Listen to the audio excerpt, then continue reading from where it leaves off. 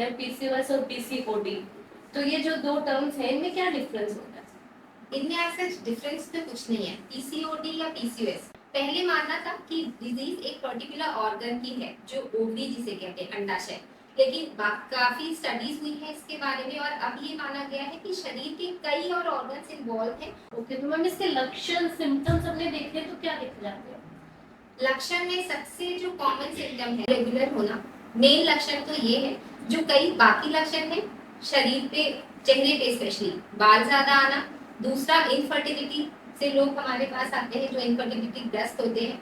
जांचें कराने के बाद बहुत कॉमन है कि पीसीओएस पाया जाता है। नमस्कार दोस्तों, आप सबका स्वागत है तेरा चैनल के वेलनेस एंड केयर प्रोग्राम में। जैसा कि महिलाओं में काफी तरह की समस्याएं देखी जाती है, उन्हीं समस्याओं को लेकर आज हम चर्चा करने वाले हैं गायनेकोलॉजिस्ट मिसेस अनुभा प्रसाद जी से। नमस्कार मैम, आपका बहुत बहुत स्वागत है हमारे चैनल पे। तो मैम, जैसा कि हम जानते हैं कि महिलाओं में काफी प्रॉब्लम्स होती हैं, लेकिन वो हिचकिचाती हैं शेयर करने से। तो सबसे पहले तो जैसे एक कॉमन डिजीज चलती है, प्रॉब्लम अपने कह सकते हैं पीसीओएस और पीसीओडी। तो ये जो दो टर्म्स हैं इनमें क्या डिफरेंस होता है? इनमें ऐसा डिफरेंस तो कुछ नहीं है। पीसीओडी या पीसीओएस फुल फॉर्म की अगर बात करें, पीसीओडी पॉलीसिस्टिक ओवेरियन डिजीज और PCOS polycystic ovarian syndrome. Syndrome इसीलिए कहा गया है, पहले मानना था कि डिजीज एक पर्टिकुलर ऑर्गन की है, जो ओवरी जिसे कहते हैं, अंडाशय। लेकिन काफी स्टडीज हुई है इसके बारे में और अब ये माना गया है कि शरीर के कई और ऑर्गन्स इन्वॉल्व हैं और ये एक ऑर्गन उसको मैनिफेस्ट कर रहा है, दर्शाता है हमारी बॉडी के वो सिम्टम्स। तो बेसिकली इसको पीसीओएस कहना ज्यादा सही है। सही है जी। ओके, तो मैम इसके लक्षण सिम्टम्स हमने देखे तो क्या दिख जाते हैं? लक्षण में सबसे जो कॉमन सिम्टम है जिससे पेशेंट हमारे सामने आते हैं केसेस लेके कि पीरियड्स में गड़बड़ी है, पीरियड्स इरेगुलर होना। इरेगुलर में आ जाता है आपको पीरियड्स कम आना, है ना, या पीरियड्स आना ही नहीं। और जब ये ज्यादा परेशानी ज्यादा बढ़ जाती है शरीर में, तो लोगों का वही कि पीरियड्स अगर चालू हुए हैं तो ब्लीडिंग इतनी ज्यादा है कि बंद ही नहीं हो रही। तो लक्षण इसके पीरियड्स के इरेगुलर होना। मेन लक्षण तो ये है, जो कई बाकी लक्षण है शरीर पे, चेहरे पे स्पेशली बाल ज्यादा आना। दूसरा, इनफर्टिलिटी से लोग हमारे पास आते हैं जो इनफर्टिलिटी ग्रस्त होते हैं। जांचें कराने के बाद बहुत कॉमन है कि पीसीओएस पाया जाता है। ओके, तो मैम फर्टिलिटी का इस पर क्या प्रभाव पड़ता है? फर्टिलिटी का इसमें लोगों में प्रेगनेंसी कंसीव करना थोड़ा मुश्किल होता है। मुश्किल इसलिए है क्योंकि हमारी बॉडी में कई सारे चेंजेस होते हैं पीसीओएस के दौरान, जिससे अंडा बन नहीं पाता। तो जो मेन दिक्कत आती है फर्टिलिटी में वो ये है कि लोग प्रेगनेंसी कंसीव नहीं कर पाते और जो वजह होती है वो यही कि अंडा बन नहीं पाता, जो हमें प्रेगनेंसी के लिए जरूरी है। ओके, तो मैम जैसे इसमें कितना परसेंटेज है कि आफ्टर ट्रीटमेंट कितने परसेंट की माना जाता है कि फर्टिलिटी उनकी सक्सेसफुल हो जाएगी? डिपेंड करता है ये कि उनको समस्या कितने लंबे समय से है। अगर मान लीजिए हिस्ट्री सिर्फ 3-4 महीने की है तो बिल्कुल मेडिकली इसका ट्रीटमेंट पॉसिबल है और लगभग 90% लोगों में प्रेगनेंसी कंसीव होना बिल्कुल मामूली बात है। पर हाँ, कुछ लोग ऐसे होते हैं जिन्हें या तो दिक्कत कई समय से है, लेकिन उन्हें पता नहीं चलता है, पर पता नहीं चलता। बिल्कुल, इसमें ये भी है कि होता है बॉडी में काफी समय से, लेकिन दिखना हमें लेट शुरू।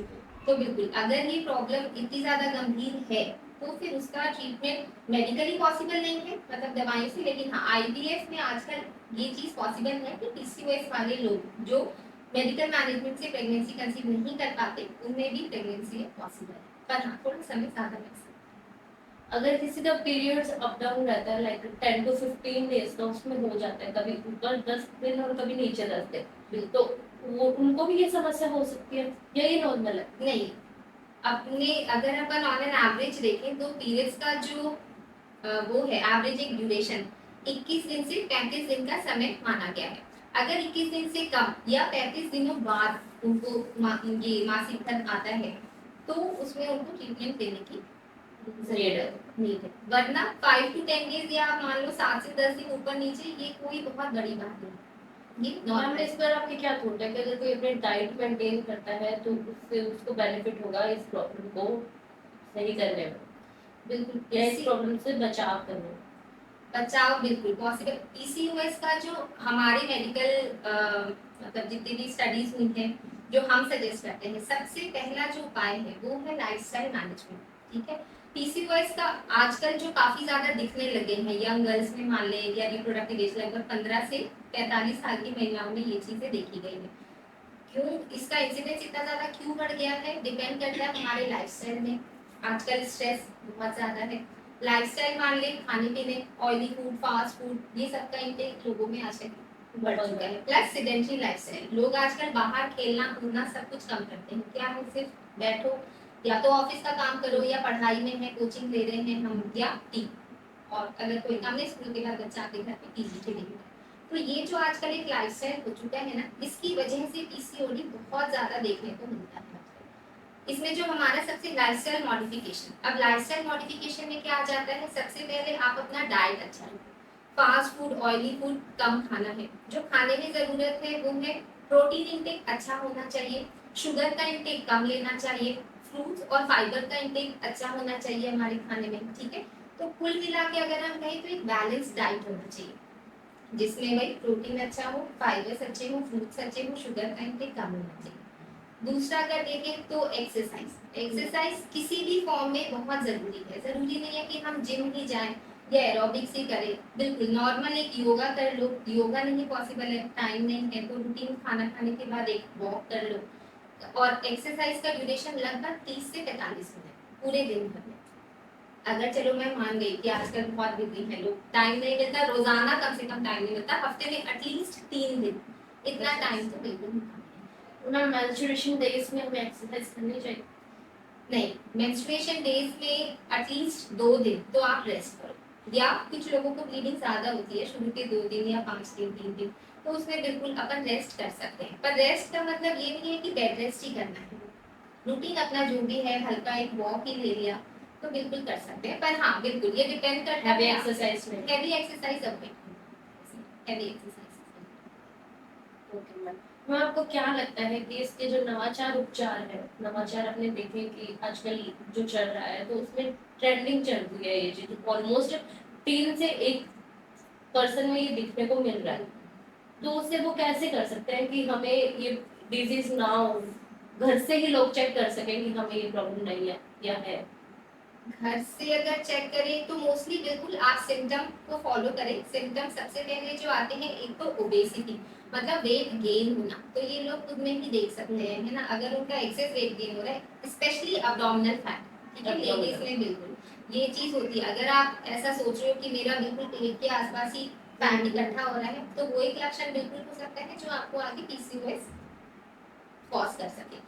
दूसरा, चेहरे पे एक्सेस बाल आना, अगर आप थ्रेडिंग या वैक्स कुछ भी कराते हो, एक तो उसकी फ्रीक्वेंसी बढ़ जाए, या हमेशा ही लगे कि चेहरे पे काला कंसा है, एक्सेस ग्रोथ आ रहे हैं फेशियल। और फेशियल ग्रोथ कहाँ होते हैं, आपके अपर लिप्स हो गया, चिन हो गया, साइड लाइंस हो गए।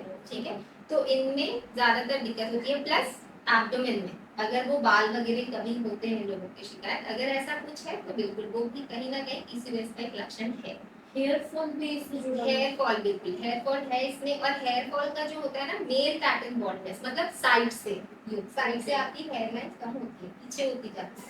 तो अगर ऐसा भी कुछ है, बिल्कुल वो भी कहीं ना कहीं एक पीसीओएस का लक्षण है। एक चौथी बात अगर करें तो आपके नेक फोल्ड पे जो पीछे होता है, नेक ऑफ द नेक पे स्किन डार्कनेस, ठीक है, मेडिकल टर्म्स में हम उसे अकैंथोसिस निग्रिकेंस कहते हैं। आपके अंडर आर्म्स में ब्लैकनिंग होना, ग्राउंड एरिया में ब्लैकनिंग होना, प्लस नेक ऑफ नेक के पीछे ब्लैकनिंग। अगर ये भी कोई लक्षण है तो ये भी पीसीओएस के को आगे आपको कॉज कर सकता मैम एक मेनोपॉज अपन देखते हैं कि वो जनरली पहले 50 के बाद होता था, है।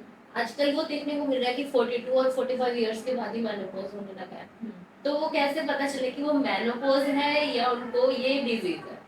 देखिए, मेनोपॉज अगर हम साइंटिफिकली देखें तो 1 साल का पीरियड लेते हैं जिसमें आपको बिल्कुल भी मेंसेस ना आए। अगर 12 महीने तक एक बार भी मेंसेस नहीं आए तो हम उसे मेनोपॉज कहते हैं। ठीक है, जो आप कह रहे हो कि ऑन एन एवरेज ये माना गया है कि 50 साल के लगभग मेनोपॉज आता है। पर कुछ लोगों को क्या होती है ना समस्या, इससे रिलेटेड जो स्किन मतलब बॉडी में जो चेंजेस होते हैं वो लगभग 5 से 10 साल पहले स्टार्ट हो जाते हैं। तो हमारे पास कई पेशेंट्स आते हैं 38 की एज है, 40 की एज है, कि पीरियड्स इरेगुलर, और लक्षण बिल्कुल सेम है, पीरियड्स का इरेगुलर होना, 2 महीने पीरियड्स नहीं आएंगे, फिर आ रहे हैं तीसरे महीने तो ब्लीडिंग बहुत ज्यादा होना, तो ये सारी समस्याएं रहती हैं। ये भी मेनोपॉज में भी यही चीजें होती है। ये सारी चीजें हैं। मेनोपॉज, ये तो जो मैंने चीजें बताई ये प्री मेनोपॉज सिम्टम्स है। मेनोपॉज आने से पहले जो हमारे शरीर में चेंजेस हैं वो इस तरह से शुरू होते हैं। कुछ और चेंजेस अगर हम मान ले, मतलब अगर लोगों में देखना चाहें, ज्यादा चिड़चिड़ापन रहना, ठीक है, बहुत ज्यादा, कुछ लोग ये सिम्टम भी देंगे, बहुत ज्यादा अचानक से गर्मी लगना, और वो मोस्टली हार्डली मैं कहूँगी 5 मिनट्स के लिए, फिर बिल्कुल नॉर्मल हो जाएंगे, बहुत ज्यादा स्वेटिंग होना, फिर नॉर्मल हो जाएंगे। तो ये सारी चीजें जो है ये सब प्री मेनोपॉजल सिम्टम्स है। और मेनोपॉज में भी अपने को ये सिम्टम्स दिख सकते हैं। मेनोपॉज के बाद भी बिल्कुल चिड़चिड़ापन रहता ही है। ये आजकल लोगों में इतना अवेयरनेस है नहीं, तो घरों में होता ही है, लेडीज ज्यादा तो उनको मोस्टली बीपी की मेडिसिन दे दी जाती है कि ये हाँ, चिड़चिड़ापन है। चिड़चिड़ी हो रही है, या तो काम का स्ट्रेस है, हाँ। या ये ऐसे ही चिड़चिड़ी हो रही है, बच्चों का स्ट्रेस लेके बिल्कुल। चिड़चिड़ी हो रही है, इनको बीपी की मेडिसिन दे तो दो। ये अवेयरनेस चीज नहीं है। बिल्कुल अवेयरनेस नहीं है। प्लस लेडीज अब तो फिर भी थोड़ी खुलने लगी है, पर ये जो मेनोपॉज का है ना सिम्टम, अपने आप में ये बहुत दिक्कत देने वाली बात है, क्योंकि उस लेडी को खुद ही समझ नहीं आ रहा कि उसके साथ हो क्या रहा है। वो किसी को बताए तो अगले उसी को ब्लेम करे कि भाई तू चिड़चिड़ी हो रही है। तो ये चीज ना अवेयर करना बहुत जरूरी है, बहुत जरूरी। मैम मेनोपॉज में जैसे ये जो सिम्टम्स होते हैं इनको कंट्रोल कैसे किया जा सकता है? इनके लिए कई तो मेडिसिन आते ही हैं। अगर एक्सेसिव हो रहा है तो बिल्कुल आपको मेडिसिन देना ही पड़ेगा। अगर आप वैसे मतलब रूटीन में अगर देखना चाहें तो एक फाइटो एस्ट्रोजन होता है, ठीक है, जो अपने डेली प्लांट प्रोडक्ट्स में मिलता है। हम चाहे तो उनका इंटेक अच्छा कर सकते हैं। अब वो फाइटो एस्ट्रोजन मिलते किसमें है, आइसोफ्लेवोन्स हो गया, जो रूटीन खाने में जो सोया बड़ी वगैरह होता है, हम बिल्कुल उसमें ले सकते हैं, ठीक है। तो इसका मतलब इंटेक रखना काफी फायदा करता है। ये नेचुरली एक हार्मोन है एस्ट्रोजन, जो हमारी बॉडी में जब मेनोपॉज होता है ना, तो वो एस्ट्रोजन की कमी की वजह से ये चिड़चिड़ापन होना है ना, बहुत ज्यादा गर्मी लगना, थकान रहना, हाथ पैर में दर्द रहना, कमजोरी रहना, ये सारी समस्याएं उस एस्ट्रोजन की कमी की वजह से आती है। अगर नेचुरल सोर्स देखें तो बिल्कुल फाइटो एस्ट्रोजन जो सोया बड़ी वगैरह में मिलता है, अगर उसका इंटेक हम अच्छा रखें तो कहीं ना कहीं कुछ हद तक पॉसिबल है कि आपको ये सिम्टम्स नहीं आएंगे। Otherwise medicine. अदरवाइज मेडिसिन, जो थकान या वीकनेस की बात मैं कर रही हूँ, उसके लिए कैल्शियम का इंटेक, मतलब दूध वगैरह हो गए, जो मखाने से हमें शरीर में मिलता है कैल्शियम हो गया, कुछ दही हो गया, लस्सी, जो भी है ना कर्ड के आइटम्स है, उसका इंटेक करें तो कुछ हद तक बिल्कुल हम इन चीजों से बच सकते हैं। ओके, तो मैम अगर किसी को मतलब ये प्रॉब्लम है, किसी भी तरह की प्रॉब्लम है, तो उन्हें फर्स्ट ऑफ ऑल अगर आपसे कंसल्ट करना है तो वो आपसे कब मिल सकता है और कहाँ मिल सकता अम, अगर बिल्कुल हॉस्पिटल, मैं अभी रूटीन तो अग्रसेन हॉस्पिटल में बैठती हूँ, 5 से 6 का समय है इवनिंग, और मॉर्निंग में 11 से 2 JRT है? JRT hospital. Okay, thank you so much ma'am.